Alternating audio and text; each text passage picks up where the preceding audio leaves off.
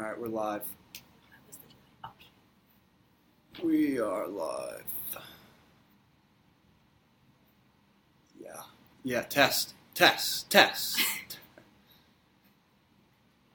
right, let's do it. Just get it up on here and wait a couple minutes. Where did the viewer show up? What? Where did the viewer show up? Yeah, I can see it on my phone. I won't let you know. All right, how's it going, everybody? We're live from Adelphi University in Garden City, New York. Let's wait a couple more minutes before we get going, get some more viewers. If you could, please like this post, share it to all your friends on Facebook so they could all watch as well. We'll get going in a couple minutes. Good stuff. Yeah, we're ready. We are ready.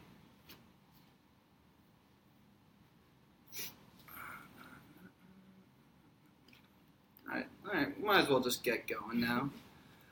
So we are here, as I said, at Adelphi University in Garden City, New York for a special live edition of Halftime Talk. I'm joined to my left by Mary Moore. Mary was a 4-year field hockey player at Central Michigan University, and she has recently been named head coach of the field hockey team here at Adelphi University. Thanks for joining us, Coach Moore. Thank you for having me. No problem. All right, so we'll just get right into it. Again, at any point during this interview, if you have any questions for Mary, anything you think you want her to touch upon, please let us know in the comment sections. And again, please share this post, throw us a like, head over to lockerroomtalk.com. If you're a college athlete, ex-college athlete, go on there, rate your coach, help all these future high school athletes going on. And if you're a parent or a high school athlete going through the recruiting process, go on there, check out the coach profile, see what the current former athlete have to say to help you make this process a lot easier. All right, so getting into the interview.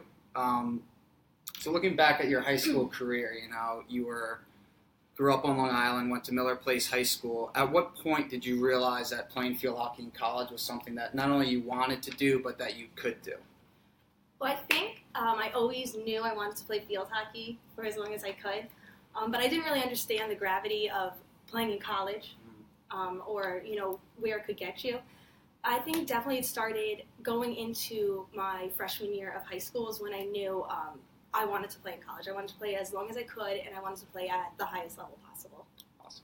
And so going back to then for your recruiting process, do you kind of remember when it started, how did it go for you? Did you reach out to coaches? Did they reach out to you, or was it kind of a combination of the two?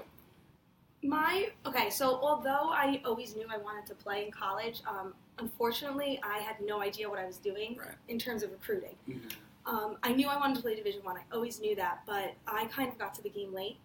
I would say my official recruiting process started just before my junior year. That was the first major recruiting tournament I went to. I really didn't even know that they really existed before that. I had just gotten to club my sophomore year, so I was a little late to the game. Right.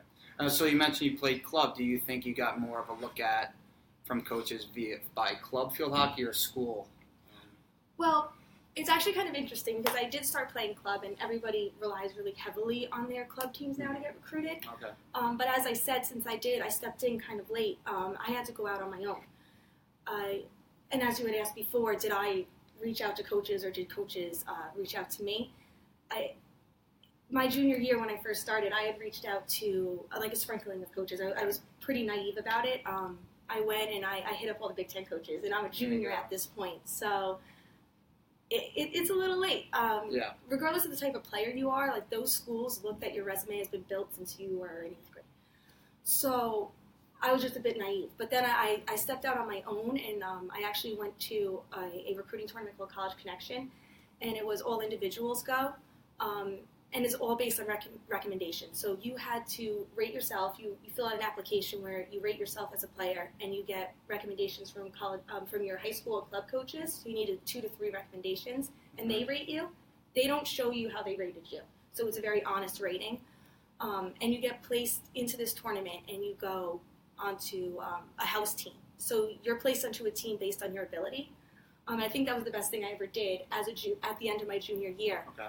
Yeah, so they were able to place you on a team of your strength, and then those coaches would come and watch you, and that's really when coaches started reaching out to me after that big tournament, because my team happened to finish third. Okay. So they were at those games. Right, so it kind of seemed like you kind of put the legwork in at first. You went to these tournaments, showcases, and from there that kind of put you on a bunch of these coaches' radars. Yes, yeah. Okay, and then as I mentioned before, you ended up going to Central Michigan. Looking back at that decision, what went into it? Was it scholarship, your relationship with the coach, combination of a few different factors? Yeah, it was definitely a combination of things. I knew I wanted to get off the East Coast. I definitely wanted to play in the Midwest. My mom played field hockey at Purdue, so okay. I wanted to get out there, get that Midwest experience.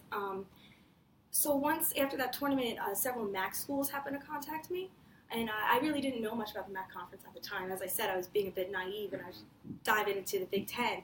So once I started looking into these schools, it kind of turned out they were perfect. They had the money they wanted to give. They had the experience, like the big vibe. It was Division I. It wasn't the biggest, but it definitely wasn't the smallest. It was right in the middle, big football stadiums, athletic culture.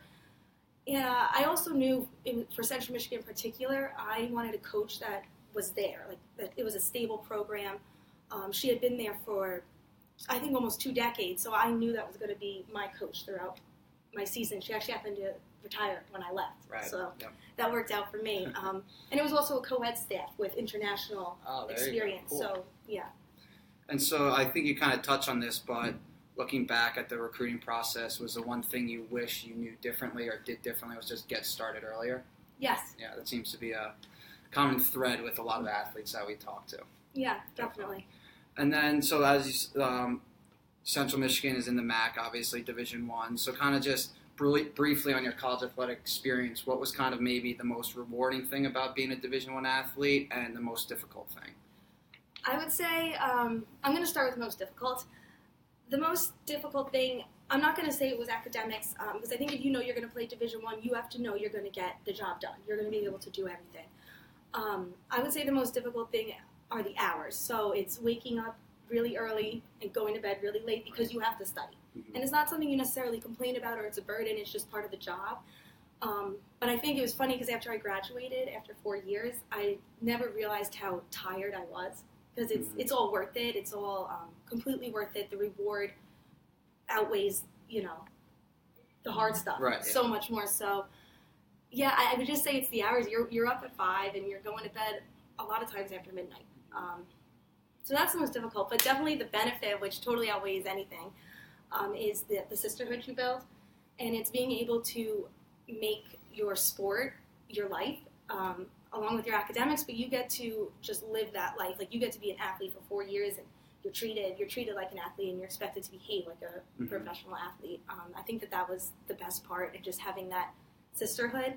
You spend as much time on the field with these girls as you do off, so that was my favorite. Camaraderie. Yeah, huge camaraderie. Yeah, definitely. All right, so now kind of transitioning into your coaching experience. Like I said, you are the head coach at Adelphi University, Division II school here on Long Island. Kind of like, was it just your love for field hockey that made you want to get into this career? Yeah, see, I went into school knowing I love 2 things. I really love biology and I really loved field hockey, so I kind of got to double my education. Through going and playing Division I got to get as much out of it as possible, and I also got to study biology. But once I hit my junior year of college, I knew that I needed to stay involved in field hockey, and I knew that I would, so I had to figure out how. And that really just came from staying connected with my coaches from back home, club, high school, and then when I left, staying connected with my college coaches, getting back in, coaching club, coaching camps and clinics after that junior year, being involved. So when the opportunity did arise, I would have the experience and my field hockey education to fill the role. So we did have a couple questions here in the comments. Our CEO, partner, Kirsten, wants to know, what grade do you start recruiting players to your team at Adelphi? Do you feel that it changes from division to division? Okay, yeah, that's a really good question, and I do feel it changes.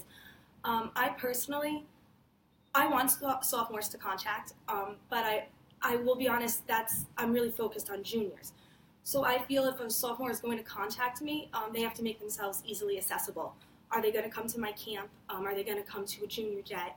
not a junior day necessarily, but are they going to come to a clinic, and are they going to make it easy for me to see them at tournaments? So I think for sophomores, it's really important for them to make it very easy for a coach to see them. Great advice. And then, let's see here. Sorry, I'm just going to grab a couple tables. No problem. Okay. Go for it. Thank you. Quick intermission here. We could actually just we'll keep rolling. So, as you mentioned, you focus on juniors, but kind of what are the main characteristics that you say you would look for in a recruit? For Division II? Yeah. So for Division II, the thing that I'm looking at most is just solid basics. Like their basics are 99%. That's what I need, because I think at this level, it is easy to teach the flair. That's something I'm confident in teaching. I just want the solids to be there so we can just build on it. If the solids aren't there, then that's where it gets difficult to really build a program. And so you mentioned that was for Division II. Are there differences you think between that for Division I coaches, maybe Division III? Yeah, I think Division I, they want to see that the flair is there, right. And I see potential in everybody. I think it's quite easy to, if you're a true athlete, it's easy to adapt, it's easy to grow. Sometimes you don't start playing your sports a little bit later. So yeah, I think there is a difference there. If you can get a kid with a reverse chip at Division II, that's sick. And I think that's starting to happen more and more as field hockey grows. Chip, of course. Okay, great. And so, you just graduated from college 2015, so do you think it kind of gives you an advantage to recruit these players after you had, fairly recently gone through this process yourself? I think it gives me an advantage in that I'm willing to give kids a second look. Sometimes the kids without that big resume, I'm willing to take a look at them if they give me solid video. Because I know from experience, sometimes you don't have that big resume, but the quality player is there. So I think that's the advantage I take out of it mostly. We've got a few more questions. They're rolling in here. Sarah wants to know, how did your experience as a D1 athlete shape your goals and strategy as a coach? Oh, yeah. Well, coming from Division I and then coaching at Division II, I think it's given me quite a large advantage. The style of play here that I'm trying to incorporate is very much Division I in the AstroTurf. And I'm determined to make that AstroTurf game work on this turf field that Division II plays on. I think it definitely builds different strategy, and it creates a higher level of thinking and really playing the game of field hockey, not just being an athlete and running up the field. I know you are new as a coach, but Kirsten's wondering, do you have a favorite team bonding activity with your team yet? You got anything in mind for this upcoming season? I'm a real big Ultimate Frisbee fan. Oh, okay. I think sometimes, you just have to play something fun. Ulti-Frizz? Yeah, absolutely. Some Ultimate Frisbee, hide the flag, what is it called? Capture the flag. Okay. Hide it, then you can. Yeah, right. So I'm just into, get out of field hockey and just have fun. Those are my favorite ways. And so, last question, unless we have more rolling in.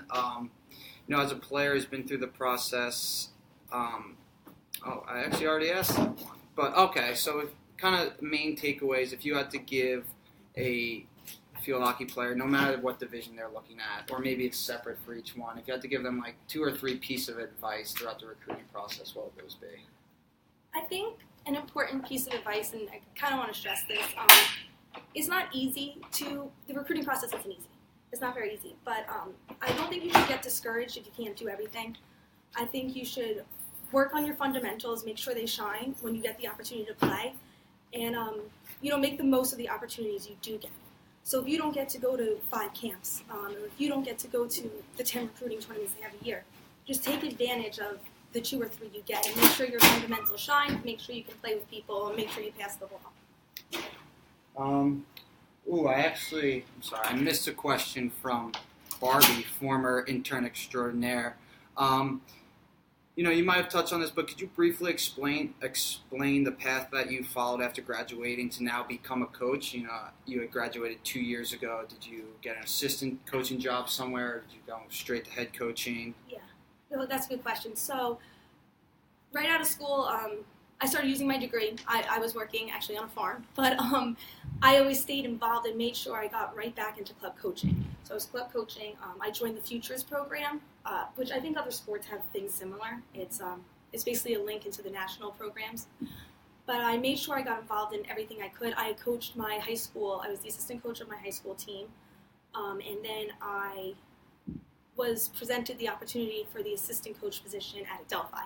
So I had applied to a couple assistant positions, and when the one arose at Adelphi, it just worked out perfectly. And then the head coach, Gloria O'Connor, who recently retired, she wanted someone to come in with a lot of, she wanted someone to come in with the energy and the passion to possibly take over the role. So it just seemed to work out nicely. And then another question here from Jack, one of our interns, asks, outside of technical skills, what are some specific characteristics that you look for in recruits during the recruiting process? Oh, okay. You have to look for someone who's coachable, and it's actually really easy to see on the field. Okay. The coaches are so close on the sidelines. I never realized what they could hear.